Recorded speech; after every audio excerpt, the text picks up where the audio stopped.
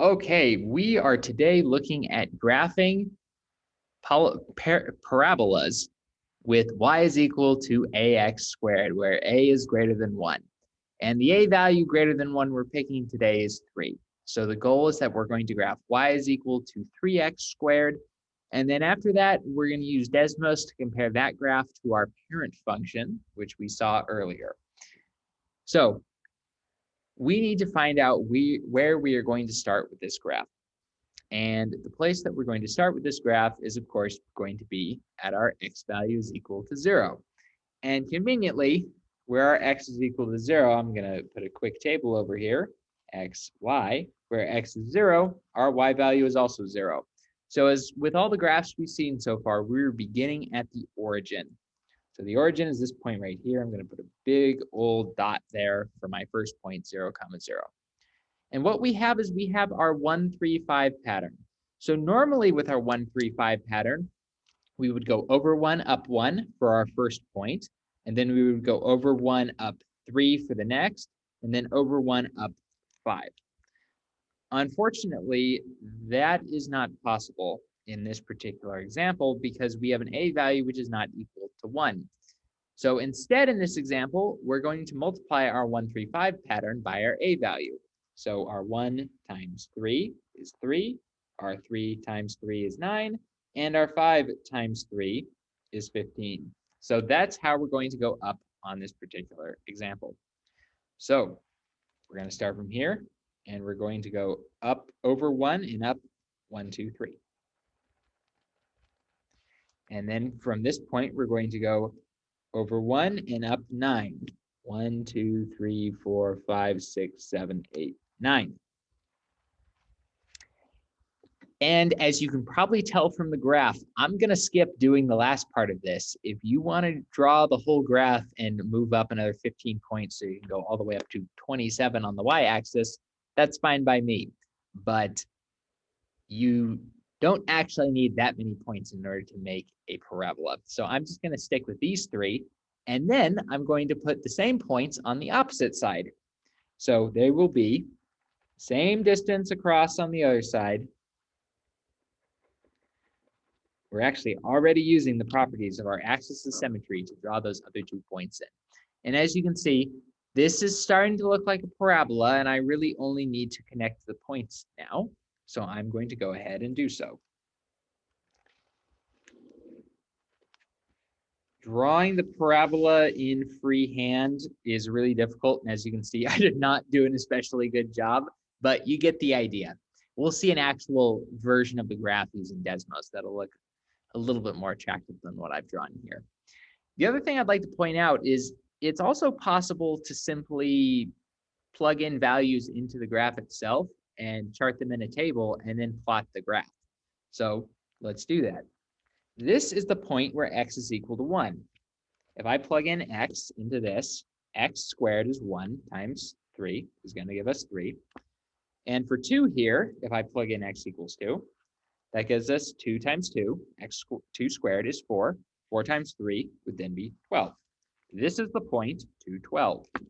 Likewise, if I use -1 over here, -1 times -1 is +1, which gives me +3. And similarly, -2 squared is +4 times 3 is 12. And these 5 points, while not written in the best order in my table over here, are the 5 points which I've drawn on my graph and also accurately describe the parabola.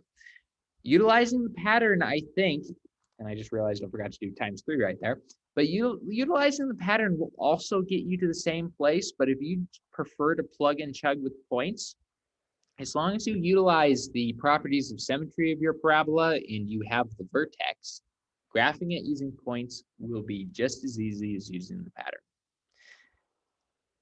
But enough about that. Let's go ahead and take a look at the graphical representation of this graph and also compare it to the parent function so we can talk about what has happened in this particular graph. All right, so here we go.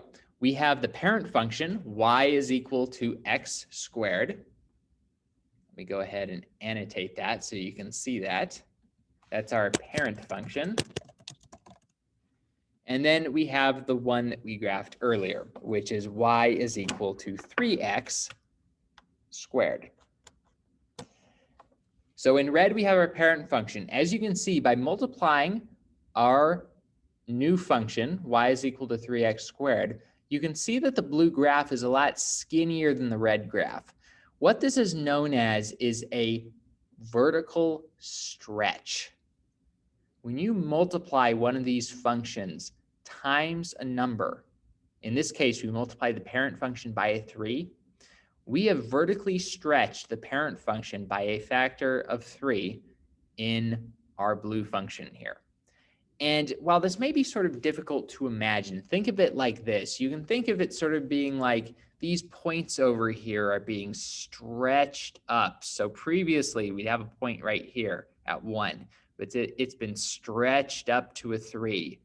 And where we would have had a 2 here at 4, it's been stretched.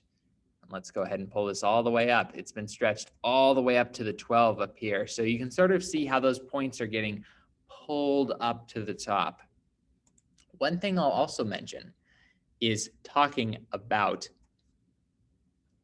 function notation, just to give you a little bit of a sneak peek, because we'll talk about this a lot more in section 8.2. We don't need to worry about it too much here, but we'll talk about it a little bit, which is if we think of our parent function as being f of x equals x squared. So now you can see the parent function is in green again. Our blue function here is actually 3 f of x. So you can see here the purple overrides the blue here, and the green is overriding the red. So these two f of x function notations mean the same thing.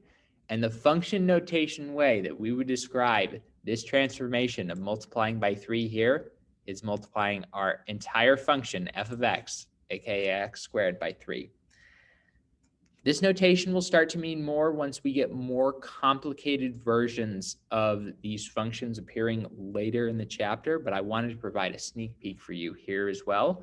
And we'll also take a look at this in the second day of 8.1 when we're looking at graphing shrinks and graphing reflections as well.